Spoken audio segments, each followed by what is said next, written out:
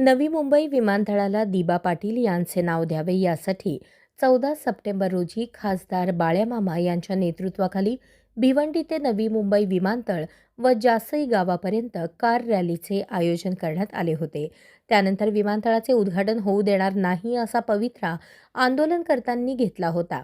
या आंदोलनाची दखल घेत मुख्यमंत्री देवेंद्र फडणवीस यांनी 3 ऑक्टोबर रोजी स्थानिक भूमिपुत्रांसोबत बैठक घेत 2 ते 2.5 महिन्यात विमानतळाला दिबा पाटील यांचे नाव देण्याचे आश्वासन दिले होते.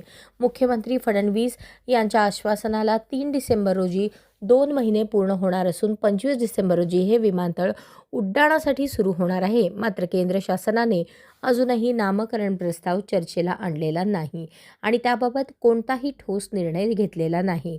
त्यामुळे केंद्र शासनाची भूमिका ही स्थानिक भूमिपुत्रांना वेठीस धरणारी असल्याने स्थानिक भूमिपुत्रांच्या वतीने 22 डिसेंबर रोजी भिवंडीतील मानकोली नाका ते नवी मुंबई विमानतळापर्यंत पदयात्रा जनआक्रोश आंदोलन करण्यात येणार असून 24 डिसेंबर रोजी विमानतळावर ही पदयात्रा आंदोलन पोहोचणार असून 25 डिसेंबर रोजी विमानतळावरून एकही विमान आम्ही उडू देणार नाही अशी भूमिका आज स्थानिक भूमिपुत्र संघटनेच्या वतीने घेतलेल्या बैठकीत ठराव करण्यात आला असल्याची माहिती खासदार बाळ्यामामा यांनी पत्रकार परिषदेत दिली. यावेळी नवी मुंबई येथील निलेश पाटील, सागर पाटील, गिरीश साळगावकर, धीरज पाटील, रवी मढवी, अतुल म्हात्रे, रोशन पाटील, हिमांशू पाटील, सुशांत पाटील, सर्वेश तरे यांच्यासह विविध भूमिपुत्र संघटनांचे प्रतिनिधी उपस्थित होते.